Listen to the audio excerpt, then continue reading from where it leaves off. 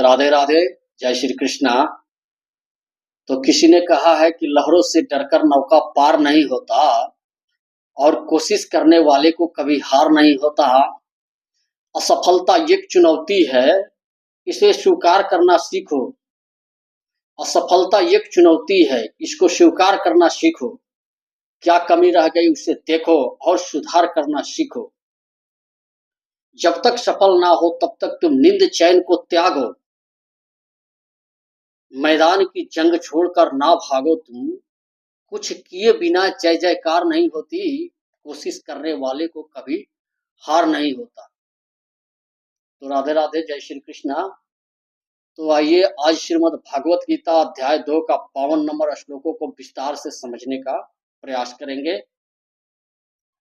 श्री भगवान उवाच। श्री भगवान बोल रहे हैं अपने सखा अपने शिष्य अर्जुन से, यदा ते मोह कालिलम बुद्धि व्यर्तरिष्यति तदा गतांसी निर्वेदम श्रोतव्या श्रुतस्य च।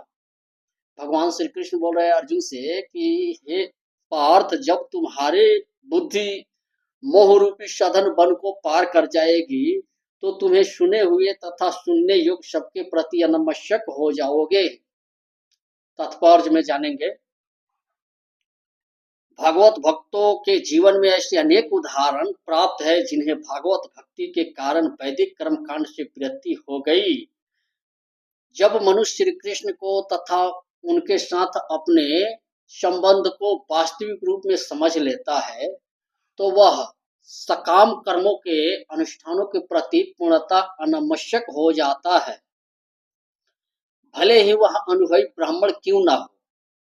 भक्त परंपरा के महान भक्त तथा आचार्य श्री मध्वेंद्र पुरी का कहना है, हे मेरी त्रिकाल प्रार्थनाओं तुम्हारी जय हो। हे स्नान तुम्हें प्रणाम। हे देव पितृगण, अब मैं आप लोगों के लिए तर्पण करने में असमर्थ हूँ।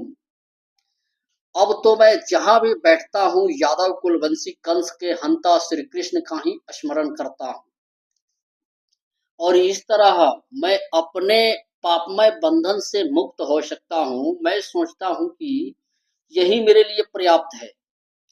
वैदिक रस्में तथा अनुष्ठान यथा त्रिकाल संध्या प्रातःकालीन स्नान पितृ तर्पण आदि नवदीक्षितों के लिए अनिवार्य है, किंतु जब कोई पूर्णतः कृष्ण भावना भावित हो जाता है और कृष्ण की दिव्य प्रेमा भक्ति में लगा हो तो वह इन विधि विधानों के प्रति उदासीन हो जाता है, क्योंकि उसे पहले ही सिद्धि प्राप्त हो चुकी है। यदि कोई परमेश्वर श्री कृष्ण की सेवा करके अगर ज्ञान को प्राप्त होता है तो उसे शास्त्रों में वर्णित विविध प्रकार के तपस्याओं तथा यज्ञ करने की कोई आवश्यकता नहीं रह जाती है।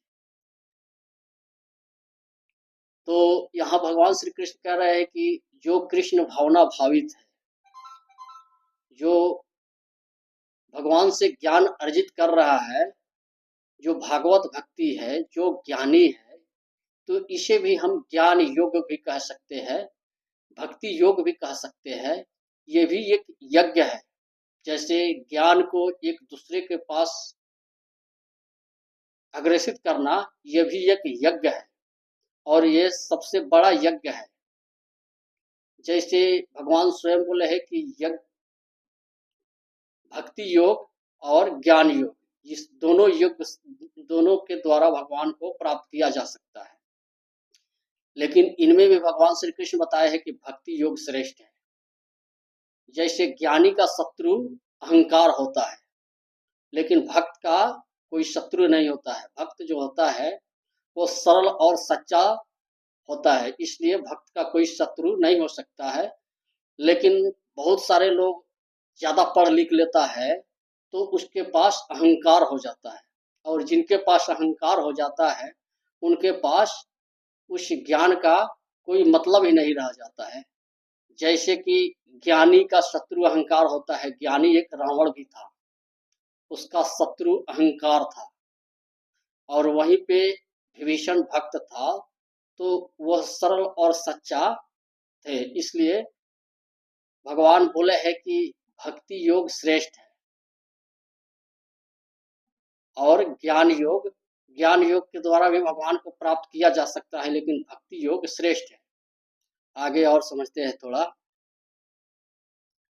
इसी प्रकार जो यह नहीं समझता कि वेदों का उद्देश्य श्री कृष्ण तक पहुँचना है और अपने आप को अनुष्ठान आदि में व्यस्त रखता है, वह केवल अपना समय नष्ट करता है। कृष्ण भावना भावित व्यक्ति शब्द ब्रह्म की सीमा या वेदों तथा उपनिषदों की परिधि को भी लांघ जाता है। तो यहाँ भगवान श्री कृष्ण कह रहे हैं कि वेदों का जानने का मतलब हुआ कि भगवान को जाने, और हम इसको विस्तार से जानेंगे तो थोड़ा समय लग जाएगा, इसलिए राधे राधे, जय श्री कृष्णा।